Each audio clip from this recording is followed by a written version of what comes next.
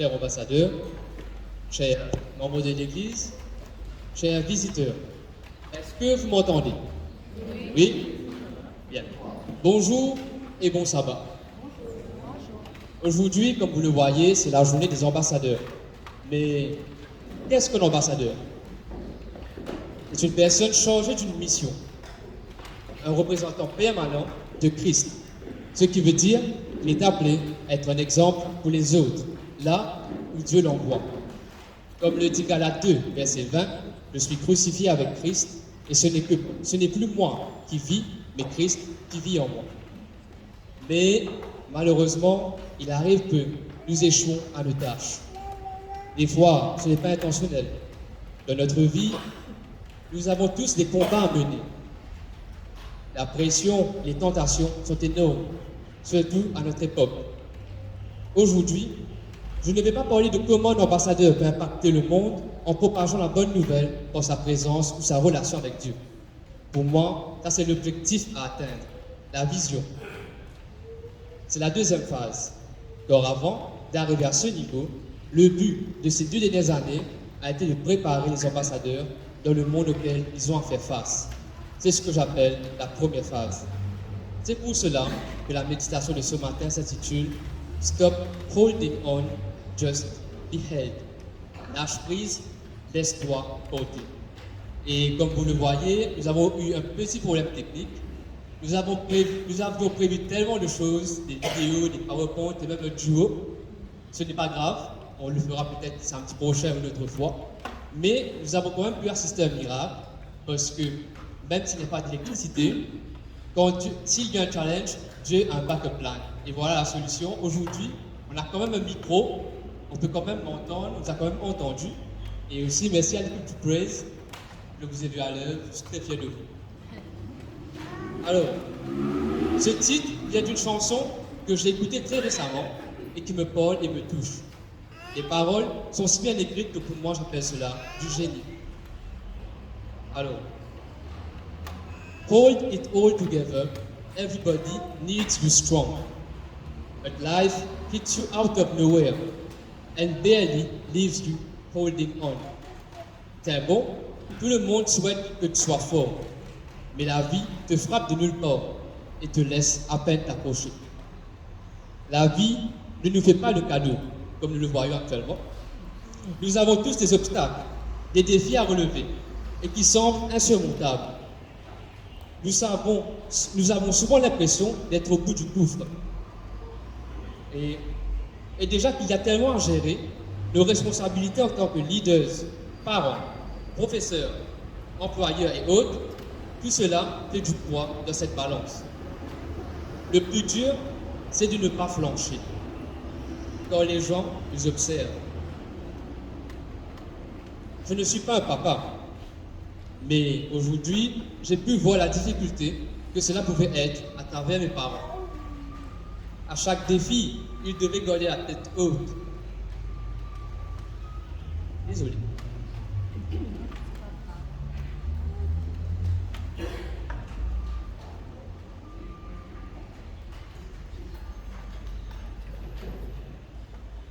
Alors,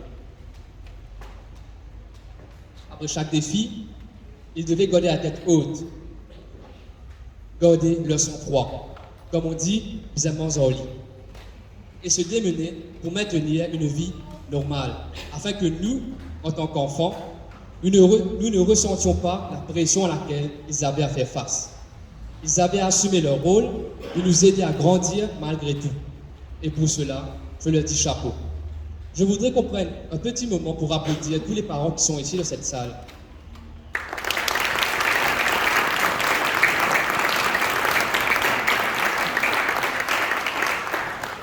Merci à vous tous de tenir le coup et de vous battre malgré tous les défis. Nous avons tous des responsabilités, mais aussi des tonnes de challenges, des défis à relever. J'ai pu discuter avec plein de mes ambassadeurs, pas en tant que chef, mais en tant qu'ami. Et je peux vous dire que ce n'est pas parce qu'on est jeune que nous n'avons pas de grands défis dans notre vie. Notre monde actuel est rempli de péchés, de rejet, de séduction, tentation, bullying, viol, violence et la propagation du sexe sur les réseaux. Ce n'est pas pour rien que les jeunes ont des crises d'angoisse, peu d'estime de soi, un vide constant, la dépression et des envies suicidaires. Mais, heureusement, la vie ne s'arrête pas là. Continuons à parcourir ce champ. And when you're tired of fighting, chained by your control, there's freedom in surrender. Lay it down and let it go. Alors que tu es fatigué de lutter, enchaîné de vouloir tout contrôler, il y a la liberté de la soumission. Dépose tout et laisse aller. Ce couplet est très intéressant quand il parle de quelque chose que nous, en tant qu'humains, nous avons tous tendance à faire. C'est-à-dire vouloir tout contrôler. Nous aimons avoir le contrôle sur tout, pour être sûr que tout est balancé, stable et structuré, afin de donner un sens à notre vie, quand nous avons tendance à croire que lorsque tout est sous contrôle, rien ne peut nous arriver. Mais dans notre monde, les choses ne fonctionnent pas ainsi. Il y a un conflit cosmique qui fait rage là maintenant. Il y a des êtres supérieurs à nous qui mènent un combat intense pour nous terrasser. Nous devons comprendre que nous ne pouvons pas tout contrôler quand tout ce que nous vivons nous dépasse. Contrairement à ce que pensent certains, disons que nous sommes tous maîtres de nous-mêmes, nous sommes tous maîtres de notre vie. Je pense que voyant la façon dont nous la gérons justement, nous devons accepter que nous avons besoin d'un maître suprême. N'est-ce pas plus rassurant de savoir qu'il y a un Dieu qui peut tout contrôler?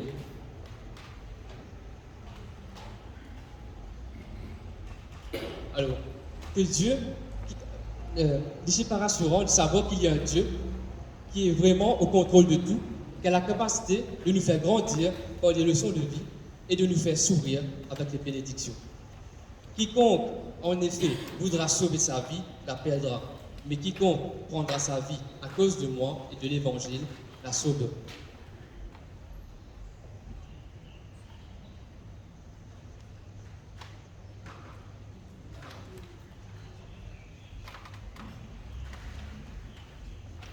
La beauté de la vie, c'est de se soumettre à Dieu, de s'abandonner totalement à lui et de le laisser absolument tout gérer.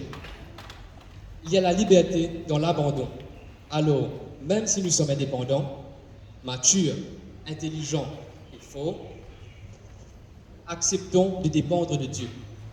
Dieu nous a donné la capacité de ne jamais abandonner, à se battre coûte que coûte pour ce qu'on veut et ce qu'on aime. S'il nous a donné toutes les ressources nécessaires pour vivre, survivre, et que malgré tout cela, nous nous soumettons quand même à lui, je pense que c'est là la plus belle démonstration d'humilité et d'amour envers lui. Alors, posons nos chaînes et notre désir de tout contrôler à ses pieds et laissons-les s'en aller. Il nous exhorte ainsi dans Job 22, verset 21. Affiche-toi donc à Dieu et tu auras la paix, tu jouiras ainsi du bonheur. So when you are on your knees and answers seem so far away, you are not alone. Stop holding on and just be held. Your world is not falling apart, it's falling into place. I'm on the throne. Stop holding on and just be held. Alors, quand tu es à genoux et que les réponses semblent si loin, tu n'es pas seul. Lâche prise et laisse-toi porter. Ton monde ne s'écroule pas, il se met en place. Je suis sur le trône, lâche prise et laisse-toi porter. Je pense que la plupart d'entre nous avons fait cette expérience. Face à une situation difficile, nous nous sommes mis à genoux pour prier ardemment. D'autres ont même jeûné. Il arrive même que notre caractère s'est amélioré, mais malgré cela, les réponses que nous attendions avec impatience paraissaient si lointaines. Il arrive même que la seule chose que nous ressentions vraiment, c'est le silence de Dieu. Mais il y a cette phrase que je trouve magnifique et qui donne du courage quand nous passons dans cette phase. Ton monde ne s'écroule pas, il se met en place. J'ai préféré une analogie. Il y a une tradition au Japon qui s'appelle le kintsugi. C'est l'art de réparer les pots cassés en y recollant les morceaux avec du vernis mélangé à l'or ou de l'argent. Cet art est une philosophie qui démontre que nous pouvons changer l'adversité en quelque chose de magnifique. Et pour moi, cette phrase « ton monde ne s'effondre pas, se met en place » colle exactement avec cette philosophie. Jérémie 18, 1 à 6, comme nous l'a dit Marie. Alors, la parole fut adressée à Jérémie de la part de l'Éternel en ces mots. Lève-toi et descends de la maison du potier. Là, je te ferai entendre mes paroles. Je descendis de la maison du potier, et voici, il travaillait sur un tour. Le vase qu'il fallait ne réussit pas. Comme il arrive à l'orgie dans la main du potier, il en refit un autre vase, tel qu'il trouva bon de faire. Et la parole de l'Éternel me fut adressée en ces mots. Ne puis-je pas agir envers vous comme ce potier, maison d'Israël, dit l'Éternel. Voici, comme l'argile est dans la main du potier, ainsi vous êtes dans ma main, maison d'Israël. Il y a aussi la version anglaise de New Living Translation que j'aime beaucoup et qui dit au verset 4 But the jar he was making did not turn out as he had hoped. So he crushed it into a lump of clay again and started over. Mais le pot qu'il faisait ne fut pas comme il l'avait espéré. Alors il l'écrasa en morceaux d'argile et recommença. Dieu, en tant que notre potier, a besoin de nous briser des fois pour nous remodeler, refaçonner à son image. C'est pour cela qu'on peut lui faire confiance. Stop holding on and just be held. Nous avons besoin de lâcher prise, lâcher cette corde qui nous serre le poignet et la laisser diriger, et laisser Dieu diriger les choses, car lui seul connaît notre destinée. Dieu voit la grande image, mais nous voyons très souvent le bout de notre nez.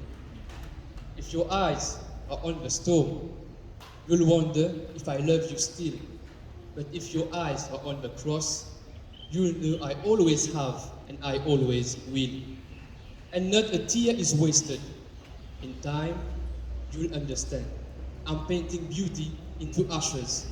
Your life is in my hands. Si tes yeux sont fixés sur la tempête, tu te demanderas si je t'aime toujours. Mais si tes yeux sont fixés sur la croix, tu sauras que je t'ai toujours aimé et que je t'aimerai toujours. Et qu'aucune larme versée n'est gaspillée. Je peins la beauté à partir de la cendre. Ta vie est entre mes mains. Très souvent, face à nos problèmes, nous avons du mal à voir ce qu'il y a derrière tout cela. Et de ce fait, il est facile pour nous de juger Dieu. Il y a même des moments où l'on se demande s'il existe vraiment. Or, quel genre de Dieu serait capable de nous laisser souffrir comme cela? Mais si on changeait notre perspective,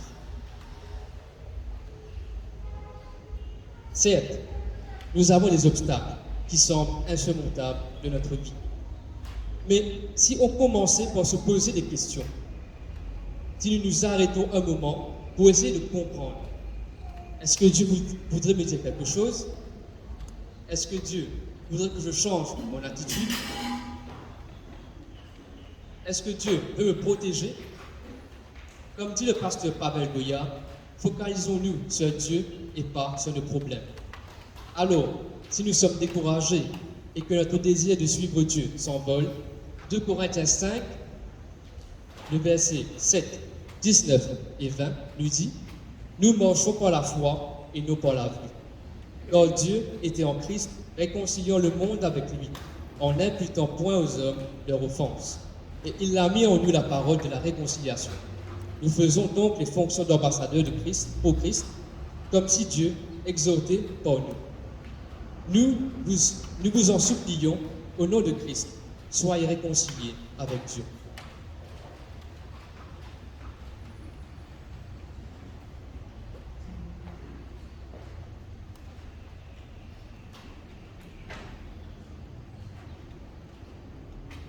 À chaque épreuve, le mieux, c'est de continuer à laisser Dieu agir, à lui faire confiance et à travailler pour lui, à communiquer avec lui et le servir malgré tout.